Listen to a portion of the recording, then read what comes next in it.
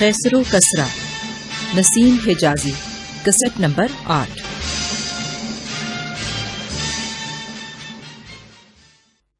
ایرانیوں کے مفتوحہ ممالک کے عیسائی باشندے، جنہیں ہرقل کی فتوحات نے امید کی روشنی دکھائی تھی، زیادہ عرصہ اطمینان کا سانس نہ لے سکے۔ ایرانی جرنیل، جسے قسطنطنیہ پر ضرب لگانے کی مہم سونپی گئی تھی، خلقدون پہنچ چکا تھا، اور یہ اس کی پہلی کامیابی تھی کہ سیتھین قبائل کا خاقان، جسے رومیوں نے اس امید پر 2 لاکھ اشرفیہ نظر کی تھی کہ وہ ہرقل کی پیش قدمی کے دوران غیر جانبدار رہے گا، ایرانیوں کا حلیف بن چکا تھا، اور اس کے جھنڈے تلے 80,000 وحشی مضافات کی بستیوں کو تباہ و برباد کرنے کے بعد قسطنطنیہ کے دروازے پر دستک دے رہے تھے۔ روم کے دارالحکومت کو اس سے بڑا خطرہ آج تک پیش نہیں آیا تھا۔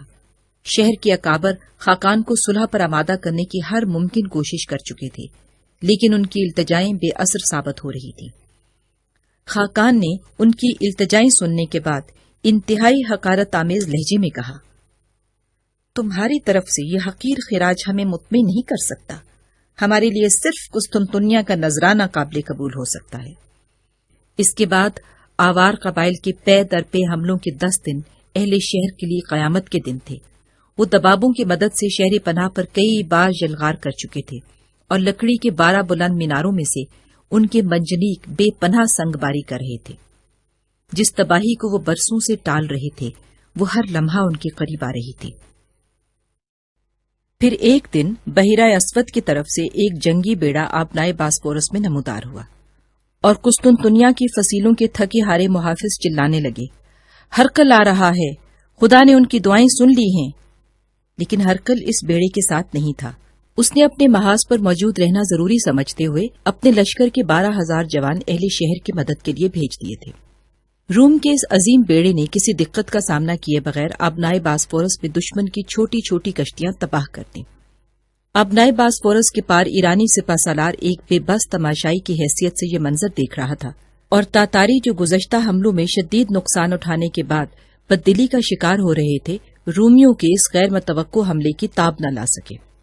اس کے بلغاری اور روسی حلیف مال غنیمت میں حصہ دار بننے کی امید پر جان کی بازی لگا سکتے تھے، لیکن اب انہیں فوری فتح غیر یقینی معلوم ہوتی تھی۔ انہیں یہ بھی شکایت تھی کہ اس جنگ میں ان کے ایرانی حلیفوں کا بال تک بیکا نہیں ہوا۔ چنانچہ خاقان نے انہیں محاصرہ اٹھانے کا حکم دیا، اور وہ منظم طریقے سے پسپا ہونے لگے۔ قسطنطنیہ کی تاریخ کا ایک اور نازک لمحہ گزر چکا تھا، لیکن بازنطینی سلطنت کے افق پر ابھی تک تاریک آندھیاں مسلط تھی۔ پرویز کی فوجی قوت کا اب بھی یہ عالم تھا کہ وہ 5 لاکھ سپاہی میدان میں لا سکتا تھا۔ ان حالات میں ہرقل کو شمال میں ایک امید کی ہلکی سی روشنی دکھائی دی۔ اس نے درائے والگا کے اس پار وسیع میدانوں میں پھیلے ہوئے ترک قبائل کے حکمران کی طرف دوستی کا پیغام بھیجا، اور یہ لوگ جو خزار کہلاتے تھے اپنے خیموں اور مویشیوں سمیت جارجیا کی طرف چل پڑے۔ ان جنگجو ترکوں کے حکمران کا نام زیبل تھا۔ ہرقل نے طفلس کے قریب اس کا خیر مقدم کیا، اور اپنا تاج اتار کر اس کے سر پر رکھتے ہوئے یہ اعلان کیا کہ تم میرے بیٹے ہو۔ پھر اس کے ساتھ آنے والے سرداروں کے لیے ایک شاندار دعوت کا اہتمام کیا، اور انہیں اپنے ہاتھ سے قیمتی قبائیں اور سونے اور جواہرات کے تحائف تقسیم کیے۔ اس کے بعد اس نے ترکوں کے جوان سال حکمران کے ساتھ تخلیہ میں ملاقات کی، اور اپنی حسین بیٹی اڈوسیا کی تصویر دکھانے کے بعد اس کے ساتھ شادی کا وعدہ کیا۔ ترک سردار اپنے حکمران کی اس غیر متوقع عزت افزائی سے متاثر ہوئے بغیر نہ رہ سکے، اور ان کے 40,000 سوار ہرقل کے جھنڈے تلے جمع ہو گئے۔ اب ہرقل کے لشکر کی کل تعداد 70,000 سپاہیوں تک پہنچ چکی تھی، تاہم وہ وسطی ایران کی طرف پیش قدمی کر کے پرویز کے لاتعداد لشکر سے فوری تصادم کا خطرہ مول لینے کے لیے تیار نہیں تھا۔ چنانچہ وہ کچھ عرصہ تک کبھی آرمینیا اور کبھی شام کی چوکیوں پر حملے کرتا رہا۔ سربار کی قیادت میں باسفورس کے مشرقی کنارے پر ایرانی لشکر کے اجتماع نے ہرقل کے عقب کے لیے ایک مستقل خطرہ پیدا کر دیا تھا۔ ان حالات میں اس کے لیے مشرق کی طرف پیش قدمی کرنا خطرے سے خالی نہ تھا، لیکن قدرت نے ایک بار پھر اس کی مدد کی۔ ایک دن پرویز کا ایلچی سربار کے نائب کے نام یہ حکم نامہ لے کر پہنچا کہ تم اپنے بزدل اور غدار سپہ سالار کا سر اتار کر ہمارے پاس بھیج دو اور لشکر کی قیادت خود سنبھال لو۔ لیکن ایلچی نے پرویز کا یہ خط غلطی سے یا دیدہ و دانستہ سربار کے ہاتھ میں دے دیا۔ سربار کو اپنے بہر رحم آقا کے متعلق پہلے بھی کوئی خوش فہمی نہ تھی، چنانچہ اس نے پرویز کی طرف سے ایک جعلی حکم نامہ تیار کیا اور اس میں فوج کے 400 چیدہ افسروں کے نام لکھ دیے۔ پھر اس نے اپنے افسروں کا اجلاس بلایا اور بھری مجلس میں پرویز کا حکم نامہ سنانے کے بعد اپنے نائب سے سوال کیا، کسریٰ نے تمہیں ان 400 افسروں کے سر قلم کرنے کا حکم دیا ہے، کیا تم اس کام کے لیے تیار ہو؟ سربار کا نائب کوئی جواب نہ دے سکا اور فوج کے سرداروں نے متفقہ طور پر اپنے ظالم حکمران کے خلاف بغاوت کا جھنڈا بلند کرنے کا فیصلہ کر لیا۔ لیکن سربار نے ان کا جوش و خروش ٹھنڈا کرنے کے بعد کہا، ہم اب رومیوں کے ساتھ شامل ہو کر اپنے ملک پر چڑھائی نہیں کریں گے۔ میرا مشورہ یہ ہے کہ ہم اس جنگ میں غیر جانبدار ہو جائیں۔ ایرانی سرداروں نے اپنے سپہ سالار کی یہ تجویز مان لی اور سربار نے ہرقل کو یہ پیغام بھیج دیا کہ میرے سپاہی تمہارے خلاف آئندہ کسی جنگ میں حصہ نہیں لیں گے۔ سربار خلقدون کے ایرانی لشکر کے سپہ سالار کا نام تھا۔ بعض روایات کے مطابق یہ ایلچی پرویز کی طرف سے نہیں آیا تھا، بلکہ ہرقل نے ایرانی لشکر کو پرویز سے بدظن کرنے کے لیے ایک کامیاب سازش کی تھی۔ یہ فٹ نوٹس میں لکھی گئی وضاحتیں ہیں۔ خدائے رحمان و رحیم کے نام سے محمد صلی اللہ علیہ وآلہ وسلم کی طرف سے کسریٰ رئیس وارث کے نام، سلام ہے اس شخص پر جو ہدایت کا پیرو ہو اور خدا اور اس کے نبی پر ایمان لائے اور یہ گواہی دے کہ خدا صرف ایک خدا ہے اور اس نے مجھے ساری دنیا کا پیغمبر مقرر کر کے بھیجا ہے تاکہ وہ ہر زندہ شخص کو خدا کا خوف دلائے۔ تو اسلام قبول کر تو سلامت رہے گا، ورنہ مجوسیوں کا وبال تیری گردن پر ہوگا۔ کچ کلاہی ایران کو سرور عالم صلی اللہ علیہ وآلہ وسلم کا یہ خط اس وقت ملا جبکہ وہ اپنی تمام شان و شوکت کے ساتھ دریائے کرسو کے کنارے پڑاؤ ڈالے ہوئے تھا، لیکن ان حالات میں اللہ کے اس برگزیدہ رسول نے اس کے پاس اپنا ایلچی بھیجا تھا جس کی ظاہری حکمرانی ابھی تک مہاجرین مکہ اور انصار مدینہ کے قلوب تک محدود تھی۔ اسے ایک ایسے فرما روا نے اطاعت کی دعوت دی تھی جس کے جانثاروں کو پیٹ بھر کر 2 وقت کا کھانا بھی نصیب نہیں ہوتا تھا، جس کے پاس کوئی ناقابل تسخیر قلعہ یا کوئی باقاعدہ فوج نہ تھی، اور جو مال و دولت کے ان تمام ظاہری وسائل سے محروم تھا جو ایک انسان کو دوسرے انسان پر بالادستی عطا کرتے ہیں۔ پھر آج تک دنیا کے کسی انسان نے اپنے خط میں کچ کلاہ ایران کے نام سے پہلے اپنا نام لکھنے کی جسارت نہیں کی تھی۔ جب شاہی مترجم اس خط کا مضمون سنا رہا تھا تو حاضرین دربار، جن کے لیے یہ تحریر ایک مذاق سے زیادہ نہ تھی، بڑی مشکل سے اپنے قہقہے ضبط کر رہے تھے۔ کسریٰ کچھ دیر غصے اور اضطراب کی حالت میں قاصد کی طرف دیکھتا رہا۔ اچانک اس نے مترجم کے ہاتھ سے حضور کا نامہ مبارک چھین کر اسے پرزے پرزے کر دیا اور پھر یمن کے حاکم بازان کے نام یہ فرمان لکھوایا کہ نبوت کے اس مدعی کو جس نے ہمارے ساتھ مخاطب کرنے کی جسارت کی ہے گرفتار کر کے ہمارے پاس بھیج دو۔ پرویز اور اس کے درباری صرف اتنا جانتے تھے کہ جب یمن کے گورنر کا ایک معمولی قاصد اہل مدینہ کو یہ پیغام دے گا کہ اگر تم اپنی خیریت چاہتے ہو تو محمد کو ہمارے حوالے کر دو، تو عرب کے کسی خاندان یا قبیلے کو مزاحمت کی جرت نہیں ہوگی۔ ہرقل اور اس کے ترک اتحادیوں کے لشکر نے دریائے آراس کے آس پاس کے علاقوں میں تباہی مچانے کے بعد جنوب کی طرف پیش قدمی کی اور دجلہ کے کنارے اس وسیع میدان میں ڈیرے ڈال دیے جہاں ابھی تک نینوا کے کھنڈرات دکھائی دیتے تھے۔ اس عرصہ میں ایرانی لشکر کے سپہ سالار کو، جس کی کارگزاری ابھی تک معمولی حملوں کے بعد دشمن کا تعاقب جاری رکھنے پر محدود تھی، ایک فیصلہ کن جنگ لڑنے کا حکم مل چکا تھا۔ چنانچہ 100 روم اور ایران کے لشکر ایک دوسرے کے سامنے کھڑے تھے۔ پھر سواروں اور پیادوں کی صفیں حرکت میں آئیں اور نینوا کا میدان گرد و غبار کے بادلوں میں چھپ گیا۔ اس خونریز مارکے میں ہرقل کی ذاتی شجاعت اس کے دوستوں اور دشمنوں کے لیے یکساں حیران کن تھی۔ وہ جانثاروں کے ایک دستے کے ساتھ دشمن کی صفیں چیرتا ہوا ان کے قلب تک جا پہنچا۔ ایرانی لشکر کے سپہ سالار کے علاوہ 2 مشہور سردار اس کے ہاتھوں قتل ہوئے۔ ایک ایرانی کا نیزہ لگنے کے باعث اس کا ہونٹ کٹ چکا تھا، اس کے مشہور گھوڑے کی ایک ٹانگ زخمی ہو چکی تھی، تاہم وہ دشمن کا گھیرا توڑ کر واپس اپنے لشکر سے آ ملا، اور رومی جو ایرانیوں کے سپہ سالار کی ہلاکت کی خبر سن کر شیر ہو گئے تھے، بے تحاشا دشمن پر ٹوٹ پڑے، اور ایرانی جن کے نزدیک اپنے سپہ سالار کی موت ایک بدترین شگون تھا، سراسیمگی کی حالت میں پیچھے ہٹنے لگے۔ جب آہستہ آہستہ نینوا کے میدان سے گرد و غبار چھٹنے لگا تو وہ جو اپنی تعداد اور اپنے اسلحہ کی برتری کو اپنی فتح کی ضمانت خیال کرتے تھے، اپنے پیچھے لاتعداد لاشیں دیکھ رہے تھے، اور وہ جنہیں کمزور اور حقیر خیال کیا گیا تھا ان کے بکھرے ہوئے پرچم روند رہے تھے۔ ایرانیوں نے کئی بار جوابی حملے کیے، لیکن رومیوں کے جوش و خروش نے انہیں پاؤں جمانے کا موقع نہیں دیا۔ غروب آفتاب کے وقت وہ میدان کارزار سے ایک طرف ہٹ کر از سر نو صفیں باندھ رہے تھے۔ جنگ کے میدان میں تلواروں کی جھنکار اور لڑنے والوں کے نعروں کے بجائے دم توڑنے والے زخمیوں کی چیخیں سنائی دے رہی تھیں۔ رومیوں کو اب بھی اس بات کا یقین تھا کہ ایرانی راہ فرار اختیار کرنے کے بجائے پھر قسمت آزمائی کریں گے، لیکن جب آسمان پر ستاروں کا قافلہ نمودار ہونے لگا تو کسرا کی شکست خوردہ فوج اچانک اپنے پڑاؤ کی طرف ہٹنے لگی۔ ہرکل کی سپاہی رات بھر جنگ میں کام آنے والے ساتھیوں کی لاشیں دفن کرنے اور زخمیوں کی مرہم پٹی میں مشغول رہے، اور الگ صبح انہیں یہ معلوم ہوا کہ دشمن کا پڑاؤ خالی ہو چکا ہے۔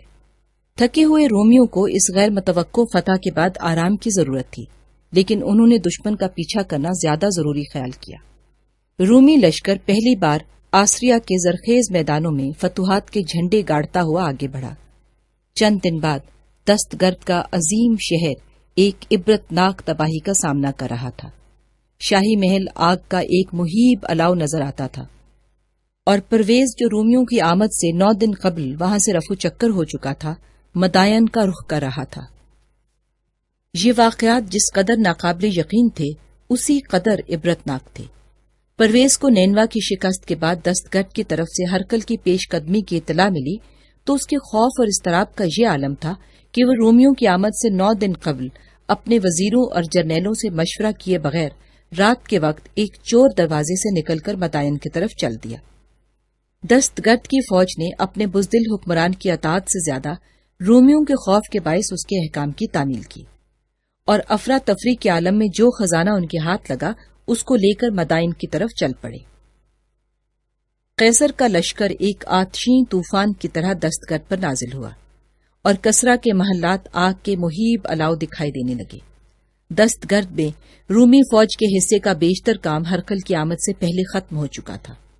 وہ ہزاروں غلام جنہیں مغرب کے مفتوحہ ممالک سے ہانک کر دستگرد میں جمع کیا گیا تھا، اور جو برسوں سے انتہائی بے چارگی کی حالت میں یوم حساب کا انتظار کر رہے تھے، انہوں نے ایرانی لشکر کے نکلتے ہی شہر میں لوٹ مار اور قتل و غارت کا طوفان بپا کر دیا۔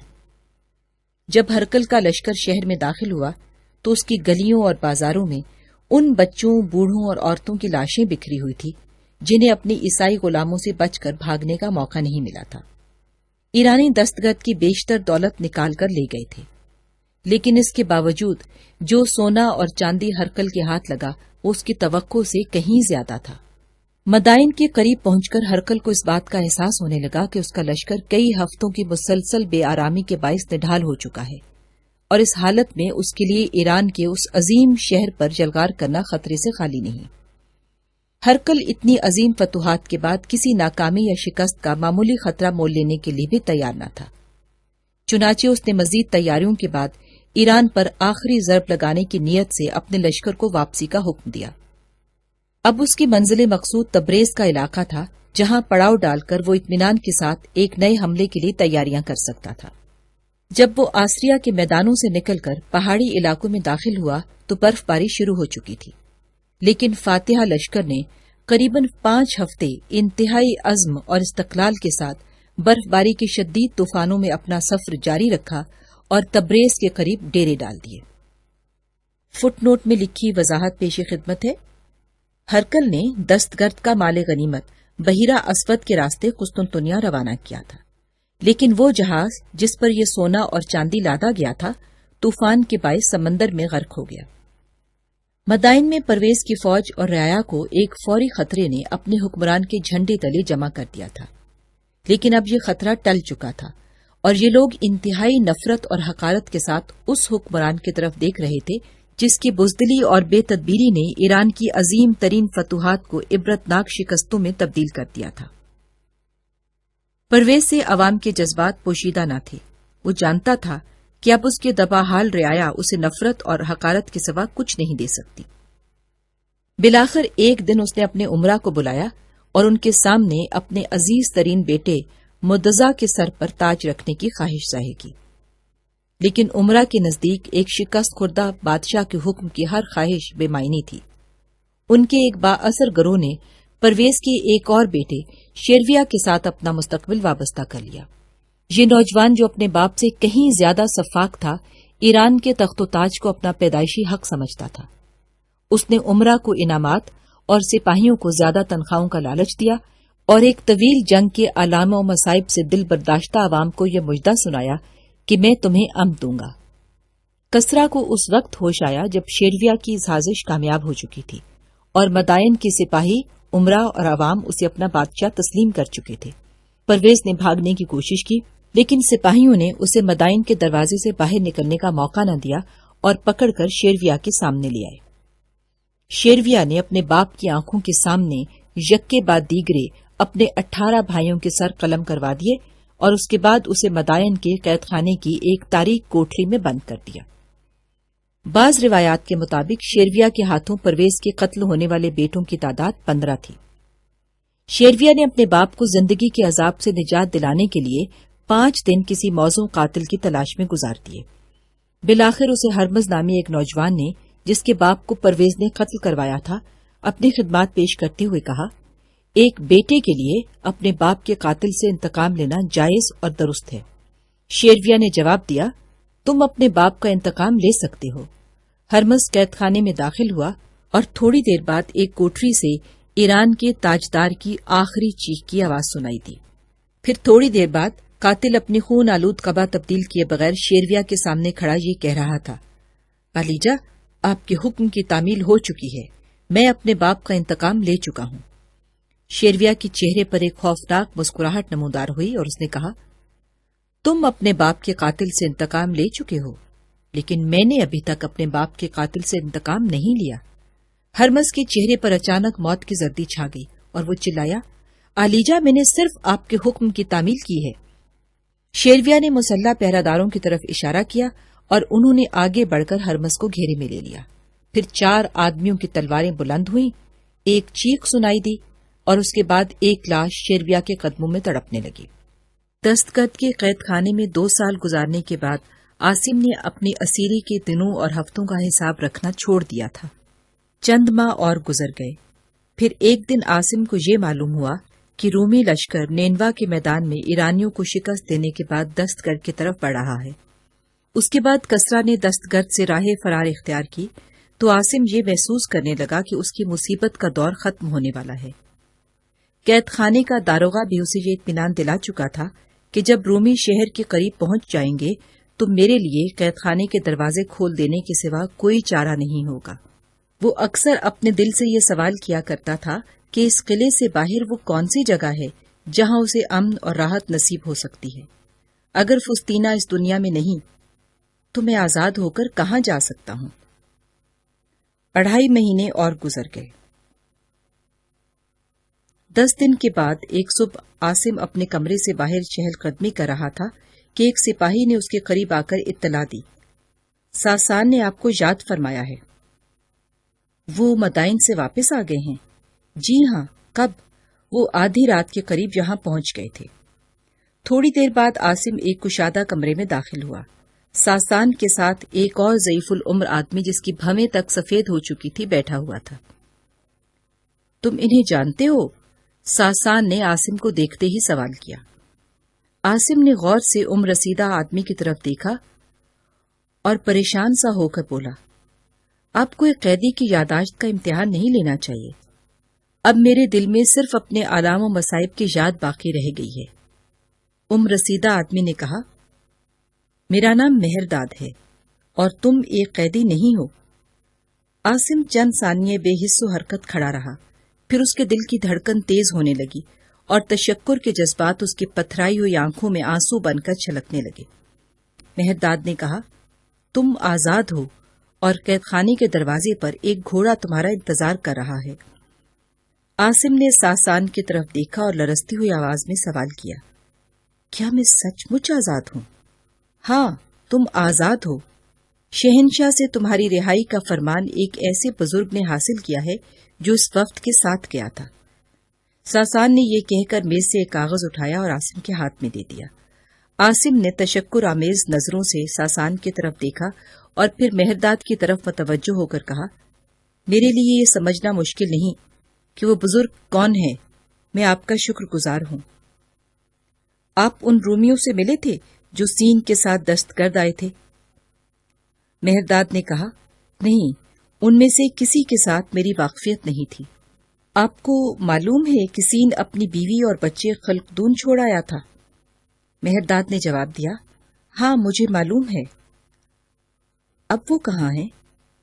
مہرداد نے کہا، ان کے متعلق میں نے صرف یہ سنا ہے کہ سین کے قتل کے بعد پرویز نے اس کی بیوی اور لڑکی کے متعلق یہ حکم بھیجا تھا کہ انہیں دستگرد پہنچا دیا جائے، لیکن پرویز کا حکم پہنچنے سے 2 دن قبل وہ کہیں روپوش ہو چکی تھی۔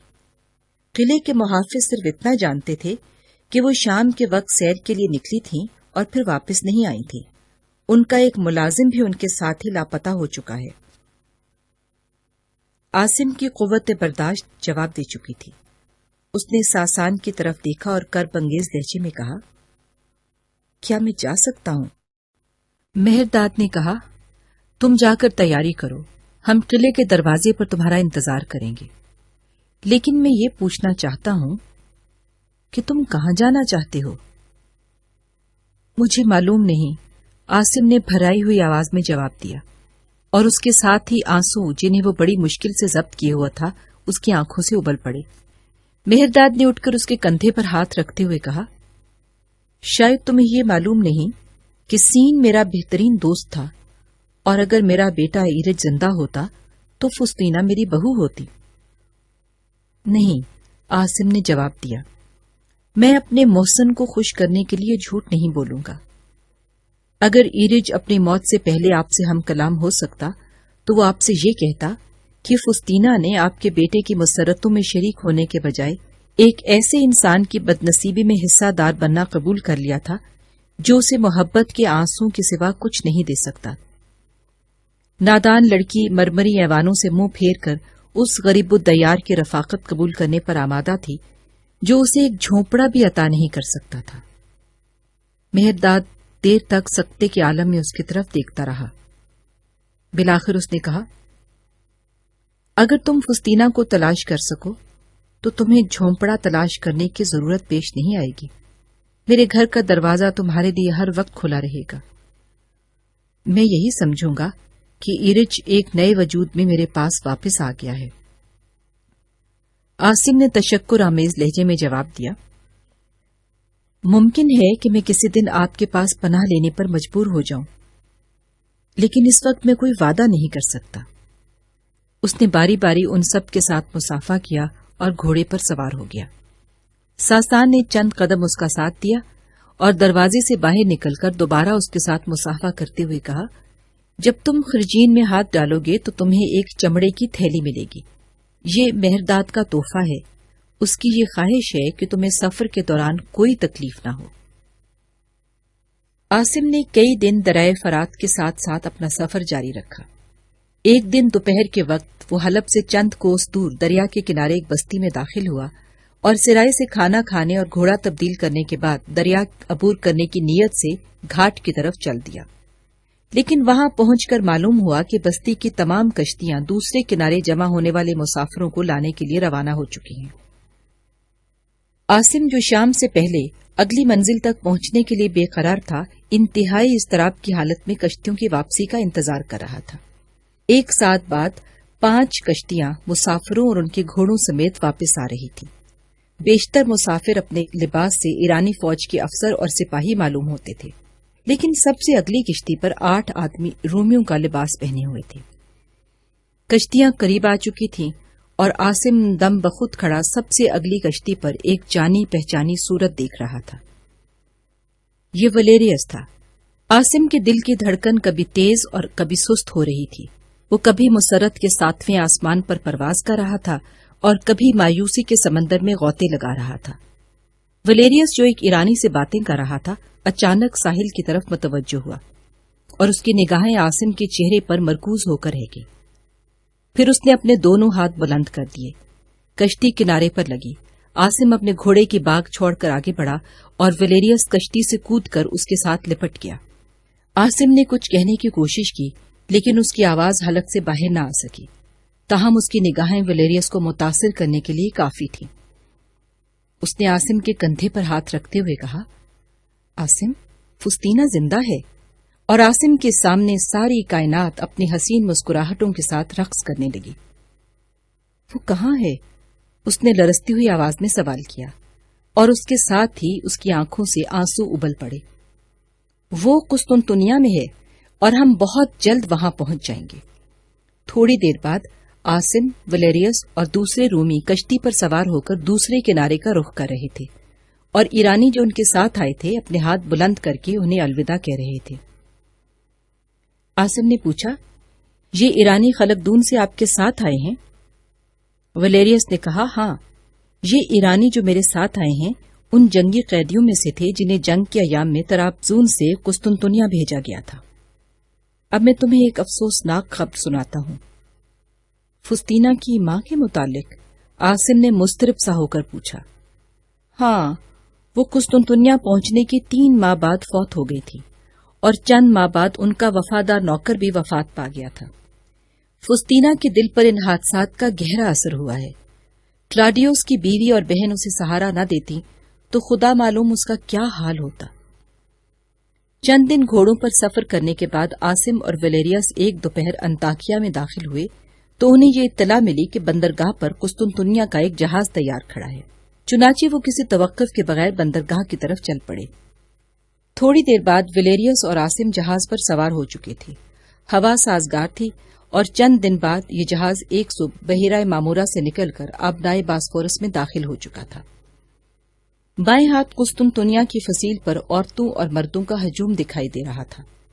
कई जहाज बंदरगाह से बास्फोरस के दोनों किनारों पर रुके हुए थे। सामने बहिरा अस्वद की सिमत से 20 जंगी जहाज बंदरगाह की तरफ बढ़ रहे थे, और सबसे अगले जहाज पर कैसर का परचम लहरा रहा था। वेलेरियस, आसिम और चंद और मुसाफिर जहाज के अगले सिरे पर खड़े ये मंजर देख रहे थे। जहाज के कप्तान ने वेलेरियस से मुखातिब होकर कहा, जनाब कैसर तशरीफ ला रहे हैं और अब कुछ देर हमें बंदरगाह से दूर रुकना पड़ेगा। आपका क्या हुक्म है? वेलेरियस ने जवाब दिया, मेरा ख्याल है हम कैसर के बेड़े की आमद से पहले बंदरगाह पर पहुंच सकते हैं। बेड़ा अभी काफी दूर है और तुम इस अरसे में इस जहाज के मुसाफिरों को उतारने का बंदोबस्त कर सकते हो। ये सब कैसर का जुलूस देखने के लिए बेताब हैं। मुसाफिरों को उतारने के लिए 2 और कश्तियां काफी होंगी। बहुत अच्छा जनाब, आपके हुक्म की तामील मेरा फर्ज है, कप्तान ने कहा। हरकल का जहाज बंदरगाह पर लगा और चारों तरफ से मुसर्रत के नारे बुलंद होने लगे। वो जहाज से उतरा और हजारों इंसान फरते अकीदत से दोजानू हो गए। कैसरो कसरा। इसके साथ ही कैसेट की साइडें अपने इख्तिताम को पहुंची। बकिया के लिए कैसेट की साइड तब्दील कर लें। शुक्रिया।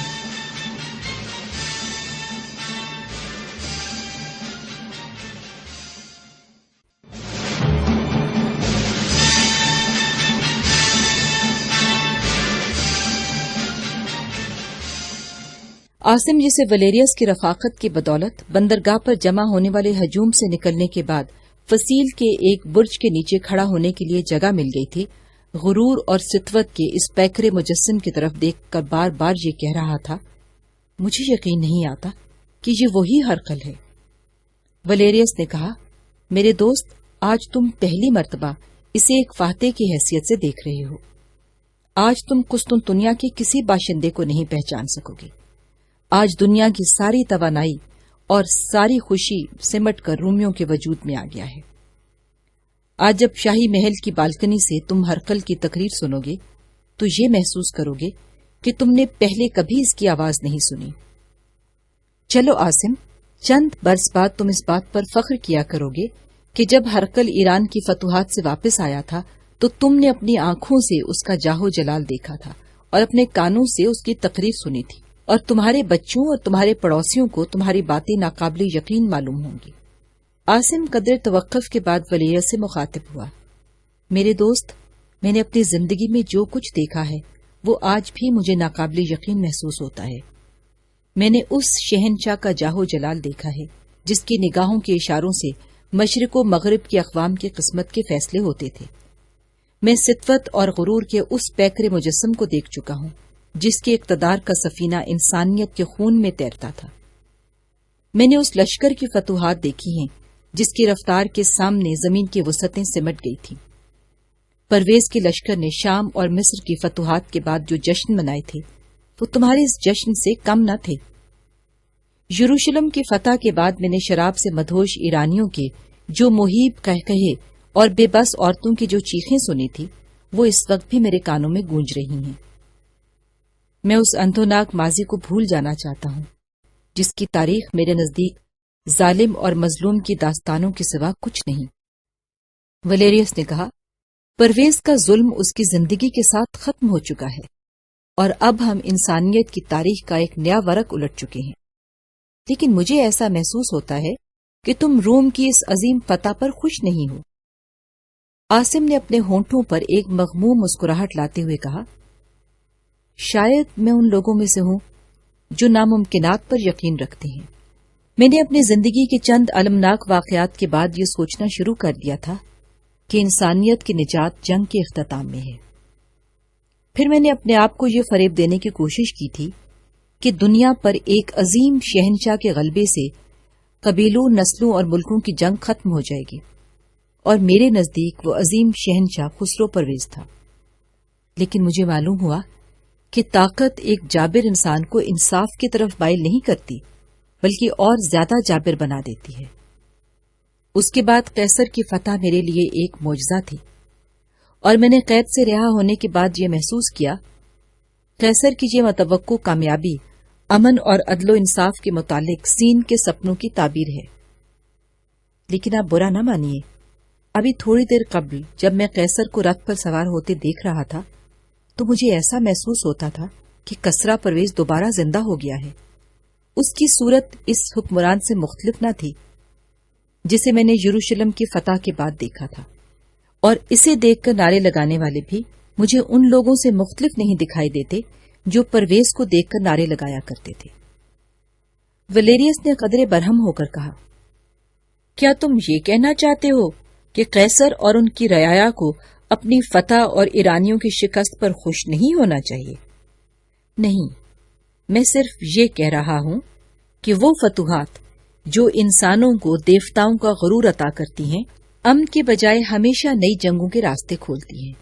میں ایسا محسوس کرتا ہوں کہ امن کا راز کسی ایک انسان، کسی ایک قوم یا کسی ایک ملک کی کسی دوسرے انسان، کسی دوسری قوم یا کسی دوسرے ملک پر فتح یا بالادستی میں نہیں، بلکہ تمام انسانوں پر کسی ایسے نظام کی فتح میں ہے جو طاقتور کو کمزور کی حفاظت اور نگہبانی سکھاتا ہو۔ ولیریس کی آنکھوں میں شراب کا خمار جھلک رہا تھا۔ اس نے کہا، تمہاری باتوں کی داد صرف کلاڈیوس ہی دے سکتا ہے، میری سمجھ میں کچھ نہیں آیا۔ اب چلو، آج تمہیں ہرقل کی تقریر ضرور سننی چاہیے۔ عاصم نے کہا، نہیں، تم جاؤ، اب میں سیدھا کلاڈیوس کے گھر جاؤں گا۔ ہو سکتا ہے کہ فستینہ وہیں ہو، اور اگر وہ وہاں نہ ہوئی تو بھی میرے لیے وہاں بیٹھ کر انتظار کرنا زیادہ آسان ہوگا۔ کلاڈیوس کے گھر میں ایک بوڑھے نوکر کے سوا کوئی نہ تھا۔ اس نے غور سے عاصم کی طرف دیکھا اور کہا، آپ عاصم ہیں؟ معاف کیجیے، میں آپ کو پہچان نہیں سکا۔ خدا کا شکر ہے کہ آپ آ گئے۔ کلاڈیوس اور ان کے والد کو قیصر کے بعد سب سے زیادہ آپ کا انتظار تھا۔ وہ سب قیصر کا جلوس دیکھنے گئے ہیں، تھوڑی دیر میں آ جائیں گے۔ آپ تشریف رکھیں، وہ آپ کو دیکھ کر بہت خوش ہوں گے۔ عاصم نے سوال کیا، فستینہ کیسی ہے؟ آپ بیٹھیے، وہ ٹھیک ٹھاک ہیں، وہ بہت جلد آ جائیں گی، قبرستان تک گئی ہیں۔ وہ کون سے قبرستان کی طرف گئی ہے؟ وہ قبرستان مغربی دروازے کے باہر، آپ نے دیکھا ہوگا۔ آپ تشریف رکھیے، میں اسے بلا لاتا ہوں۔ نہیں، میں خود وہاں جانا چاہتا ہوں۔ عاصم یہ کہہ کر واپس مڑا۔ بیرونی دروازے کے قریب اس نے ایک کیاری سے گلاب کے چند پھول توڑے اور باہر نکل گیا۔ تھوڑی دیر بعد وہ مغربی دروازے سے باہر ایک قبرستان کے اندر داخل ہوا۔ وہاں ایک ٹیلے کے دامن میں اسے دور سے ایک سیاہ پوش عورت دکھائی دی۔ وہ بھاگ کر آگے بڑھا، رکا، پھر کبھی تیز اور کبھی سست رفتار سے ٹیلے پر چڑھنے لگا۔ اس کا دل دھڑک رہا تھا اور اس کی ٹانگیں لڑکھڑا رہی تھیں۔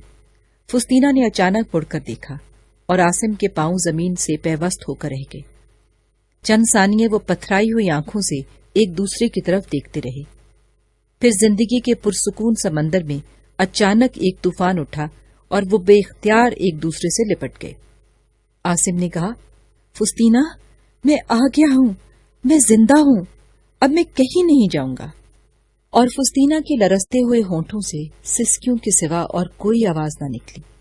پھر یہ دبی دبی سسکیاں بلند ہونے لگی اور عاصم اپنے سینے پر اس کے آنسوں کی نمی محسوس کرنے لگا۔ اچانک اس نے ایک کپکپی لی اور عاصم سے جدا ہو کر ایک قدم پیچھے ہٹ گئی۔ عاصم نے آگے بڑھ کر ایک ہاتھ سے اس کی تھوڑی پکڑ کر اوپر اٹھانے کی کوشش کرتے ہوئے کہا، فستینہ، میری طرف دیکھو، میں سچ مچ زندہ ہوں۔ لیکن فستینہ نے دونوں ہاتھوں سے اپنا چہرہ ڈھانپ لیا اور ایک بچے کی طرح پھوٹ پھوٹ کر رونے لگی۔ عاصم نے رندھی ہوئی آواز میں کہا، کاش میں تمہاری کھوئی ہوئی مسرتیں واپس لا سکتا۔ کہ تمہاری ماں کی قبر ہے؟ اس نے عاصم کی طرف دیکھے بغیر اسبات میں سر ہلا دیا اور عاصم نے آگے بڑھ کر قبر پر گلاب کے پھول رکھ دیے۔ شادی سے 5 دن بعد ایک شام عاصم اور فستینہ کچھ دیر باہر گھومنے کے بعد واپس آئے تو کلاڈیوس، انطونیا، جولیا، مرکز اور ولیریس مکان کے کشادہ کمرے میں بیٹھے ان کا انتظار کر رہے تھے۔ کلاڈیوس نے کہا، ابا جان کو آپ کا اتنی جلدی دمشق جانا پسند نہیں، کیا یہ نہیں ہو سکتا کہ آپ چند ہفتوں کے لیے رک جائیں؟ ممکن ہے کہ مجھے قیصر کے ساتھ یروشلم جانا پڑے اور ہم یہاں سے اکٹھے روانہ ہوں۔ عاصم نے کہا، نہیں، ہم دمشق پہنچ کر آپ کا انتظار کریں گے۔ اس وقت آپ مجھے سفر کا ارادہ ملتوی کرنے پر مجبور نہ کریں۔ آپ کو ہمیں یہاں ٹھہرانے پر اصرار نہیں کرنا چاہیے۔ اگر دمشق میں ہمارا جی نہ لگا تو ہم واپس آپ کے پاس آ جائیں گے۔ مرکز نے کہا، بہت اچھا، ہم تمہیں مجبور نہیں کر سکتے، لیکن مجھے اس بات کا افسوس رہے گا کہ قیصر سے تمہاری ملاقات نہیں ہو سکتی۔ عاصم نے جواب دیا، قیصر ان دنوں بہت مصروف ہے، وہ جنگ سے واپس آیا ہے اور میں اسے بلا وجہ بے آرام نہیں کرنا چاہتا۔ کلاڈیوس نے پوچھا، تم نے یہ خبر سنی ہے کہ ایران کا نیا حکمران مر چکا ہے؟ جی نہیں، لیکن آپ کو یہ اطلاع کب ملی؟ کلاڈیوس نے کہا، مدائن سے قیصر کا ایلچی آج یہاں پہنچا اور اس نے یہ خبر سنائی ہے کہ شیرویہ 8 ماہ سے زیادہ اپنی اور اپنے رشتہ داروں کی ملامت برداشت نہیں کر سکا۔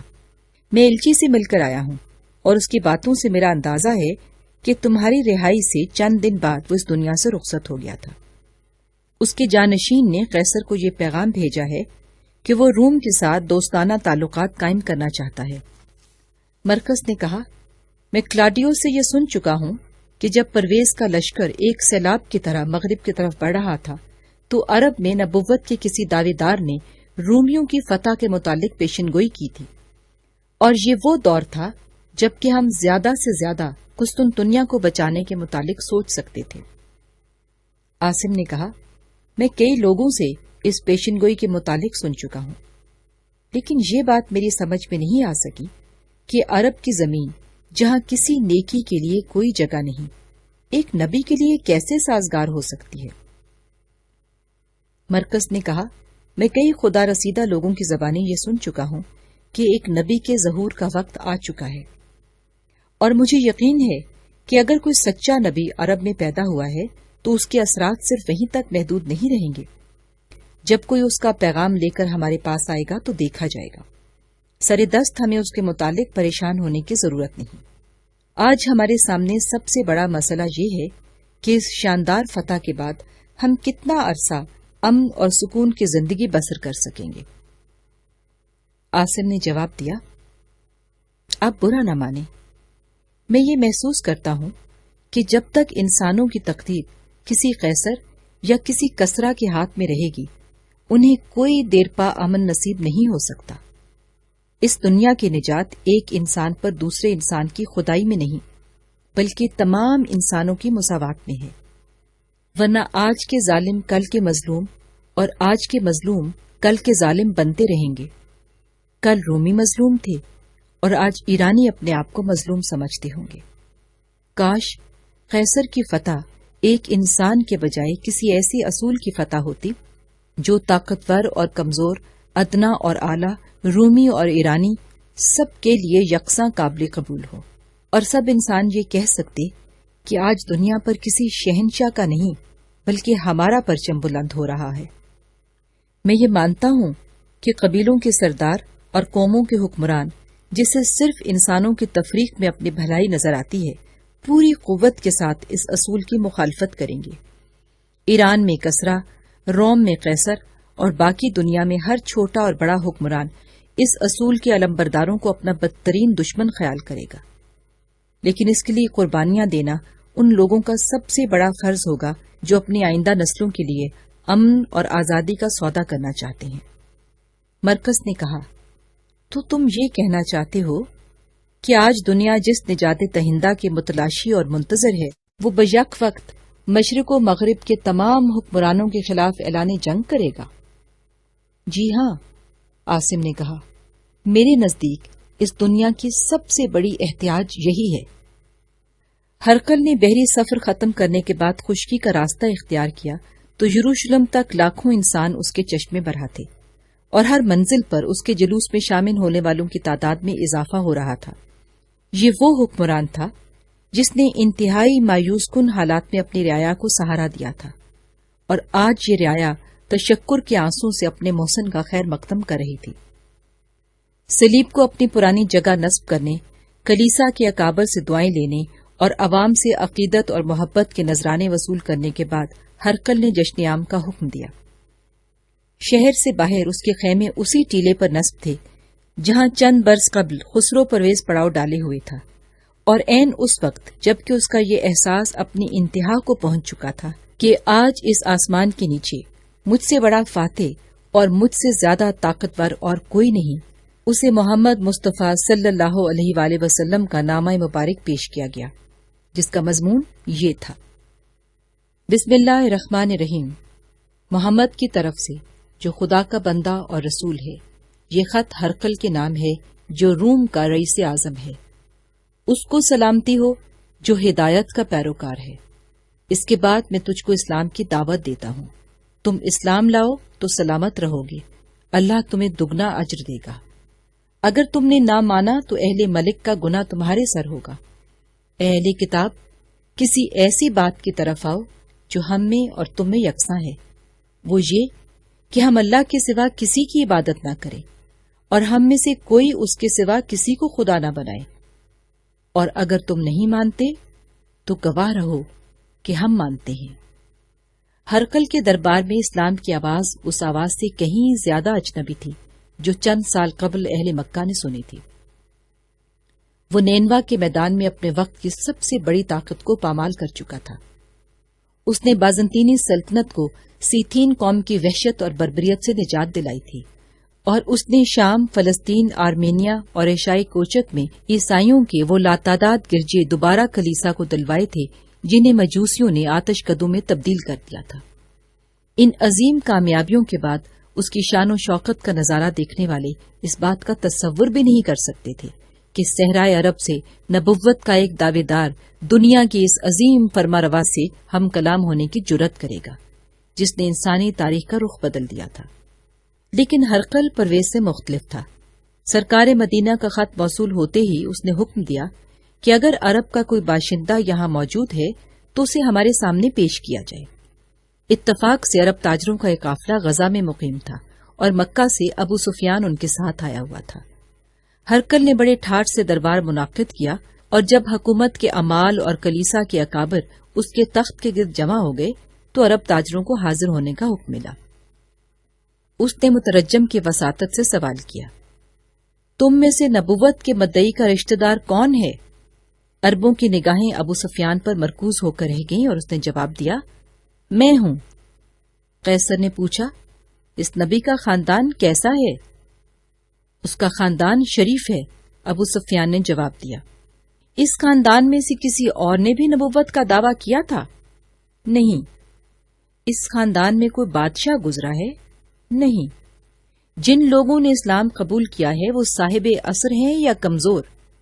ابو سفیان نے فخری انداز میں جواب دیا، یہ کمزور اور بے بس لوگ ہیں۔ اسے ماننے والوں کی تعداد کم ہو رہی ہے یا بڑھ رہی ہے؟ بڑھ رہی ہے۔ تمہیں ان لوگوں کی نسبت کبھی جھوٹ کا تجربہ ہوا ہے؟ نہیں۔ مدعی نبوت نے کبھی اپنے عہد و اقرار کی خلاف ورزی بھی کی ہے؟ ابھی تک تو ایسا نہیں ہوا، لیکن اب ہمارے درمیان جو صلح کا معاہدہ ہوا ہے اس کے متعلق ابھی یہ نہیں کہا جا سکتا کہ وہ کہاں تک اس کی پابندی کرے گا۔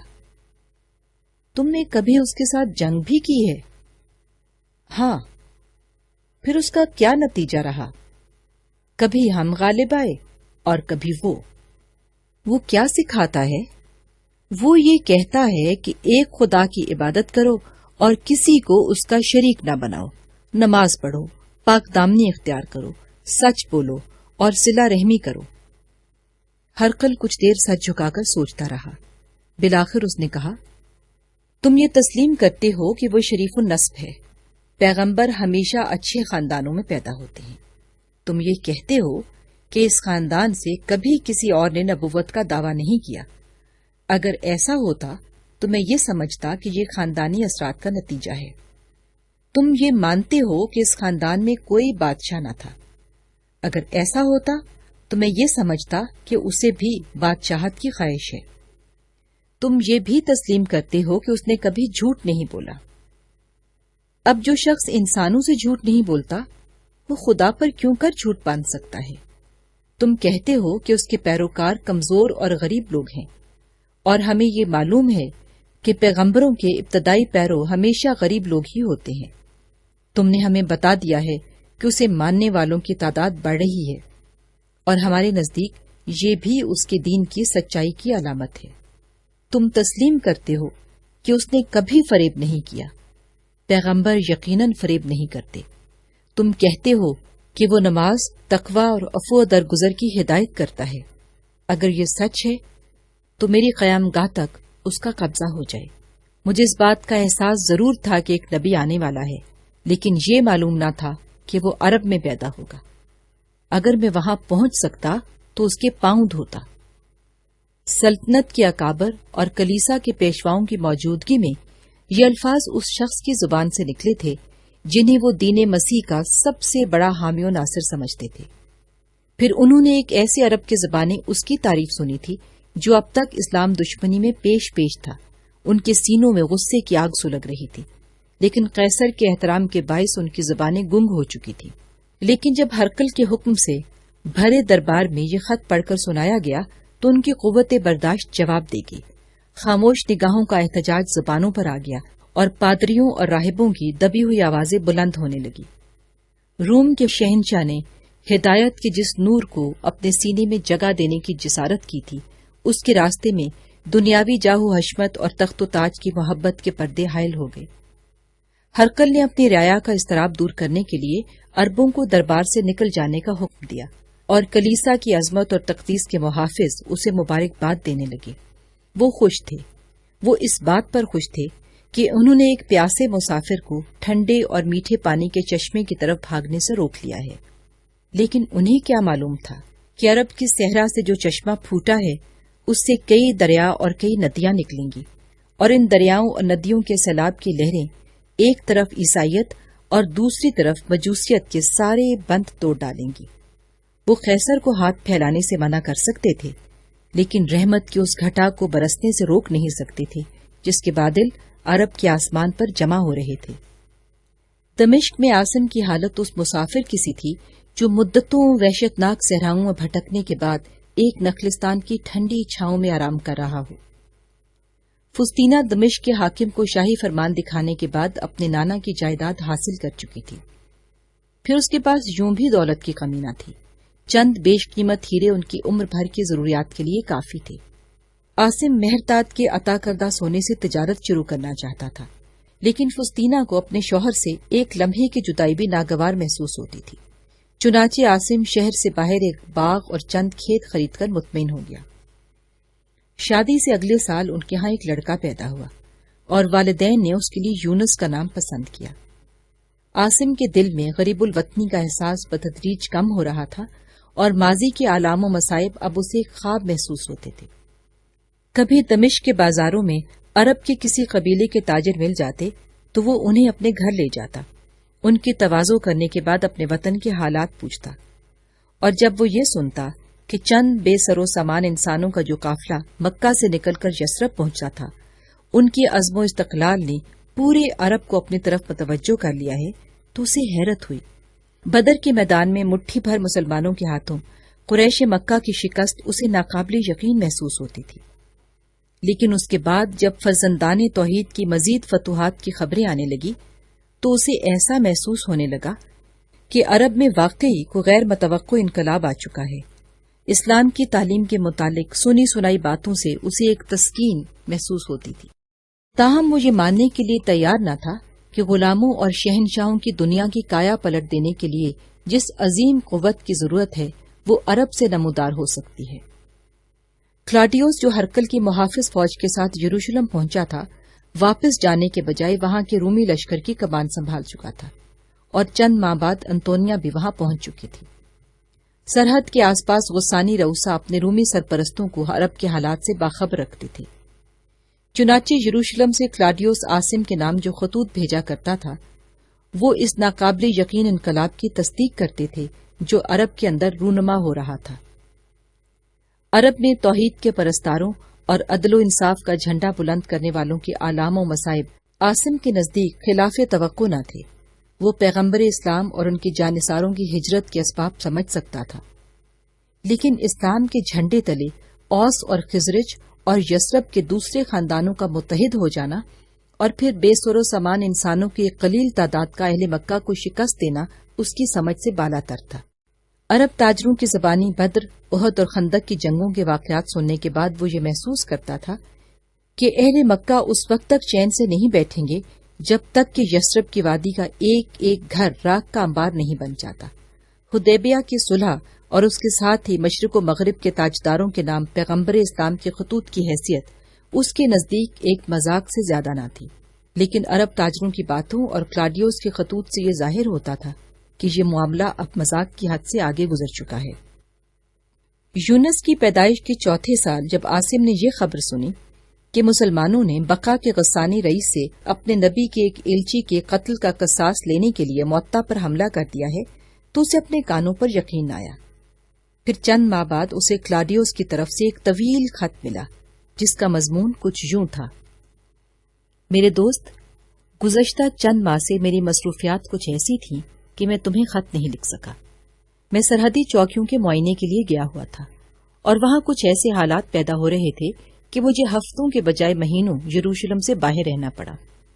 تم معطا پر مسلمانوں کی غیر متوقع پیش قدمی کے واقعات سن چکے ہوگے۔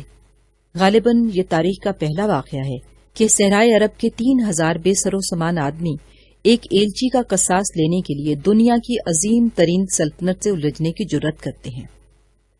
بلقا کا غسانی رئیس ہمارا باجگزار ہے اور مسلمانوں سے یہ حقیقت پوشیدہ نہ تھی کہ اس کے علاقے پر حملہ رومی سلطنت کے خلاف اعلان جنگ تصور کیا جائے گا۔ غسانی قبائل کے پاس 1,00,000 کے لگ بھگ تربیت یافتہ جنگجو موجود تھے، اور پھر ہماری افواج جو پورے شام میں پھیلی ہوئی ہیں ان کی پشت پر تھی، لیکن ان سب باتوں کے باوجود یہ لوگ مروب نہیں ہوئے۔ میرے دوست، قیصر کا ایک جانثار ہونے اور صبح و شام بازنطینی سلطنت کی سلامتی کی دعائیں مانگنے کے باوجود کبھی کبھی مجھے اپنے دل میں یہ خلش محسوس ہوتی ہے کہ اگر وہ سچا ہے، اگر یہ وہی ہے جس کا اس دنیا کو انتظار ہے، تو کیا میں اپنے ضمیر کو ہلاک کیے بغیر اس کے خلاف تلوار اٹھا سکوں گا؟ یہاں میری عقل جواب دے جاتی ہے، اور پھر میں اپنے آپ کو یہ کہہ کر تسلی دینے کی کوشش کرتا ہوں کہ کلاڈیوس، تم ایک رومی ہو، تم قیصر کے سپاہی ہو، اور تمہارا کام صرف بازنطینی سلطنت کی سرحدوں کی حفاظت ہے۔ اور پھر مجھے ایسا محسوس ہوتا ہے کہ میرے دماغ کا بوجھ ہلکا ہو رہا ہے۔ اگر تم میرے پاس ہوتے تو شاید میں اس امید پر تمہیں یثرب کا سفر کرنے پر مجبور کرتا کہ تم واپس آ کر مجھے ان لوگوں کی صحیح حالات بتا سکو گے جن کے متعلق سوچتے ہوئے مجھے اضطراب، الجھن اور پریشانی کے سوا کچھ حاصل نہیں ہوتا۔ یروشلم کی طرح دمشق میں بھی عرب تاجر آتے ہوں گے. کیا ان کی باتیں سن کر تمہارے دل میں کسی دن وہاں جانے کا خیال پیدا نہیں ہوا؟ اور میں یہ سوال اس لیے پوچھ رہا ہوں کہ اگر ہمیں کسی دن عرب کے حالات کے متعلق پوری واقفیت حاصل کرنے کی ضرورت محسوس ہوئی تو اس مقصد کے لیے میرے نزدیک تم سے زیادہ قابل اعتماد اور کوئی نہیں ہوگا. تمہارا دوست کلاڈیوس. فسطینہ سے کلاڈیوس کے خط کا مضمون سننے کے بعد عاصم کچھ دیر بے حس و حرکت بیٹھا رہا. فسطینہ نے مغموم لہجے میں سوال کیا، آپ کیا سوچ رہے ہیں؟ کچھ نہیں، عاصم نے بے توجہی سے جواب دیا. فسطینہ نے کچھ دیر سوچنے کے بعد کہا، آپ کو معلوم ہے کہ میں آپ کا راستہ روکنے کی کوشش نہیں کروں گی. عاصم نے چونک کر اس کی طرف دیکھا اور پوچھا، کون سا راستہ؟ فسطینہ نے جواب دیا، میرا مطلب ہے کہ اگر آپ اپنا وطن دیکھنا چاہیں اور مجھے اس بات کا اطمینان ہو کہ آپ کو وہاں جانے میں کوئی خطرہ نہیں تو میں چند دنوں یا چند ہفتوں کی جدائی برداشت کر سکوں گی. عاصم نے کہا، فسطینہ اب میں تمہاری مسکراہٹوں اور یونس کے قہقہوں سے زیادہ اور کچھ نہیں چاہتا، لیکن کاش خدا کا کوئی بندہ بادشاہوں اور غلاموں کی اس دنیا میں مجھے تمہارے لیے دائمی راحتیں اور مسرتیں حاصل کرنے کا طریقہ سمجھا سکتا. کاش میں تمہارے لیے کوئی ایسا نخلستان تلاش کر سکتا جس کی بہاروں کو خزاں کا خوف نہ ہو. مجھے عرب سے کوئی دلچسپی نہیں، لیکن اگر مجھے اس بات کا یقین ہو جائے کہ اس نئے دین کی فتح کے انعامات پوری انسانیت کے لیے یکساں ہوں گے اور جس روشنی میں اوس اور خزرج سلامتی کا راستہ دیکھ چکے ہیں وہ کسی دن یہاں بھی پہنچ سکتی ہے، اور یہ گھر، یہ شہر اور یہ ملک زمانے کی ان آندھیوں سے محفوظ رہ سکتا ہے جس کی ہولناکیوں سے ہمارا ماضی لبریز ہے، تو میں سمجھوں گا کہ اس نبی کی اطاعت اور اس کے دین کی اعانت میری زندگی کا پہلا اور آخری فرض ہے. اور پھر اس کے بعد آئے دن وادی یثرب سے جو اطلاعات موصول ہو رہی تھیں وہ ایسی نہ تھیں کہ عاصم وہاں کے حالات اور واقعات سے بیگانہ یا بے تعلق رہ سکتا. عرب سے جو تاجر دمشق آتے تھے وہ اپنے ساتھ اسلام کی تازہ فتوحات اور نئی کامرانیوں کی خبریں لاتے تھے. شام کے شہروں میں عرب کی کایا پلٹ قبائل کی اتحاد اور اسلام کی روز افزوں قوت کے ناقابل یقین قصے سنانے میں وہ یہودی پیش تھے جو اپنے جرائم کی پاداش میں وہاں سے نکالے گئے تھے اور جن کے نزدیک مسلمانوں سے انتقام لینے کی یہی ایک صورت باقی رہ گئی تھی کہ رومی ان کے مقابلے کے لیے اٹھ کھڑے ہوں. اس کے ساتھ ہی کیسٹ نمبر 8 اپنے اختتام کو پہنچی. بقیہ ناول سننے کے لیے کیسٹ نمبر 9 لگا لیجیے. اگر صوتی کتب کے بارے میں ہم سے رابطہ قائم کرنا چاہیں تو ٹیلی فون نمبر 22533803 یا پیو باکس 1652 اسلام آباد پر محمد منیب سے رابطہ کریں. شکریہ.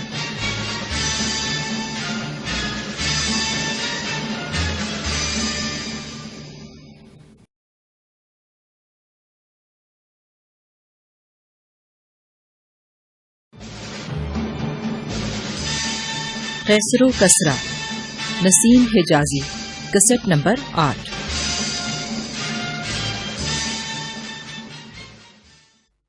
ایرانیوں کے مفتوحہ ممالک کے عیسائی باشندے جنہیں ہرکل کی فتوحات نے امید کی روشنی دکھائی تھی زیادہ عرصہ اطمینان کا سانس نہ لے سکے. ایرانی جرنیل جسے قسطنطنیہ پر ضرب لگانے کی مہم سونپی گئی تھی خلقدون پہنچ چکا تھا اور یہ اس کی پہلی کامیابی تھی کہ سیتھین قبائل کا خاقان جسے رومیوں نے اس امید پر 2 لاکھ اشرفیہ نظر کی تھی کہ وہ ہرقل کی پیش قدمی کے دوران غیر جانبدار رہے گا، ایرانیوں کا حلیف بن چکا تھا اور اس کے جھنڈے تلے 80,000 وحشی مضافات کی بستیوں کو تباہ و برباد کرنے کے بعد قسطنطنیہ کے دروازے پر دستک دے رہے تھے. روم کے دارالحکومت کو اس سے بڑا خطرہ آج تک پیش نہیں آیا تھا. شہر کے اکابر خاقان کو صلح پر آمادہ کرنے کی ہر ممکن کوشش کر چکے تھے، لیکن ان کی التجائیں بے اثر ثابت ہو رہی تھیں. خاقان نے ان کی التجائیں سننے کے بعد انتہائی حقارت آمیز لہجے میں کہا، تمہاری طرف سے یہ حقیر خراج ہمیں مطمئن نہیں کر سکتا. ہمارے لیے صرف قسطنطنیہ کا نذرانہ قابل قبول ہو سکتا ہے. اس کے بعد آوار قبائل کے پے در پے حملوں کے 10 دن اہل شہر کے لیے قیامت کے دن تھے. وہ دبابوں کی مدد سے شہر پناہ پر کئی بار یلغار کر چکے تھے اور لکڑی کے 12 بلند میناروں میں سے ان کے منجنیق بے پناہ سنگ باری کر رہے تھے۔ جس تباہی کو وہ برسوں سے ٹال رہے تھے وہ ہر لمحہ ان کے قریب آ رہی تھی۔ پھر ایک دن بحیرہ اسود کی طرف سے ایک جنگی بیڑا آبنائے باسفورس میں نمودار ہوا، اور قسطنطنیہ کی فصیلوں کے تھکے ہارے محافظ چلانے لگے، ہرکل آ رہا ہے، خدا نے ان کی دعائیں سن لی ہیں۔ لیکن ہرکل اس بیڑے کے ساتھ نہیں تھا۔ اس نے اپنے محاذ پر موجود رہنا ضروری سمجھتے ہوئے اپنے لشکر کے 12,000 جوان اہل شہر کی مدد کے لیے بھیج دیے تھے۔ روم کے اس عظیم بیڑے نے کسی دقت کا سامنا کیے بغیر آبنائے باسفورس میں دشمن کی چھوٹی چھوٹی کشتیاں تباہ کر دیں۔ آبنائے باسفورس کے پار ایرانی سپہ سالار ایک بے بس تماشائی کی حیثیت سے یہ منظر دیکھ رہا تھا، اور تاتاری جو گزشتہ حملوں میں شدید نقصان اٹھانے کے بعد بددلی کا شکار ہو رہے تھے، رومیوں کے اس غیر متوقع حملے کی تاب نہ لا سکے۔ اس کے بلغاری اور روسی حلیف مال غنیمت میں حصہ دار بننے کی امید پر جان کی بازی لگا سکتے تھے، لیکن اب انہیں فوری فتح غیر یقینی معلوم ہوتی تھی۔ انہیں یہ بھی شکایت تھی کہ اس جنگ میں ان کے ایرانی حلیفوں کا بال تک بیکا نہیں ہوا۔ چنانچہ خاقان نے انہیں محاصرہ اٹھانے کا حکم دیا اور وہ منظم طریقے سے پسپا ہونے لگے۔ قسطنطنیہ کی تاریخ کا ایک اور نازک لمحہ گزر چکا تھا، لیکن بازنطینی سلطنت کے افق پر ابھی تک تاریک آندھیاں مسلط تھی۔ پرویز کی فوجی قوت کا اب بھی یہ عالم تھا کہ وہ 5 لاکھ سپاہی میدان میں لا سکتا تھا۔ ان حالات میں ہرکل کو شمال میں ایک امید کی ہلکی سی روشنی دکھائی دی۔ اس نے درائے والگا کے اس پار وسیع میدانوں میں پھیلے ہوئے ترک قبائل کے حکمران کی طرف دوستی کا پیغام بھیجا، اور یہ لوگ جو خزار کہلاتے تھے اپنے خیموں اور مویشیوں سمیت جارجیا کی طرف چل پڑے۔ ان جنگجو ترکوں کے حکمران کا نام زیبل تھا۔ ہرکل نے طفلس کے قریب اس کا خیر مقدم کیا اور اپنا تاج اتار کر اس کے سر پر رکھتے ہوئے یہ اعلان کیا کہ تم میرے بیٹے ہو۔ پھر اس کے ساتھ آنے والے سرداروں کے لیے ایک شاندار دعوت کا اہتمام کیا اور انہیں اپنے ہاتھ سے قیمتی قبائیں اور سونے اور جواہرات کے تحائف تقسیم کیے۔ اس کے بعد اس نے ترکوں کے جوان سال حکمران کے ساتھ تخلیہ میں ملاقات کی اور اپنی حسین بیٹی اڈوسیا کی تصویر دکھانے کے بعد اس کے ساتھ شادی کا وعدہ کیا۔ ترک سردار اپنے حکمران کی اس غیر متوقع عزت افزائی سے متاثر ہوئے بغیر نہ رہ سکے اور ان کے 40,000 سوار ہرکل کے جھنڈے تلے جمع ہو گئے۔ اب ہرکل کے لشکر کی کل تعداد 70,000 سپاہیوں تک پہنچ چکی تھی، تاہم وہ وسطی ایران کی طرف پیش قدمی کر کے پرویز کے لاتعداد لشکر سے فوری تصادم کا خطرہ مول لینے کے لیے تیار نہیں تھا۔ چنانچہ وہ کچھ عرصہ تک کبھی آرمینیا اور کبھی شام کی چوکیوں پر حملے کرتا رہا۔ سربار کی قیادت میں باسفورس کے مشرقی کنارے پر ایرانی لشکر کے اجتماع نے ہرکل کے عقب کے لیے ایک مستقل خطرہ پیدا کر دیا تھا۔ ان حالات میں اس کے لیے مشرق کی طرف پیش قدمی کرنا خطرے سے خالی نہ تھا، لیکن قدرت نے ایک بار پھر اس کی مدد کی۔ ایک دن پرویز کا ایلچی سربار کے نائب کے نام یہ حکم نامہ لے کر پہنچا کہ تم اپنے بزدل اور غدار سپہ سالار کا سر اتار کر ہمارے پاس بھیج دو اور لشکر کی قیادت خود سنبھال لو۔ لیکن ایلچی نے پرویز کا یہ خط غلطی سے یا دیدہ و دانستہ سربار کے ہاتھ میں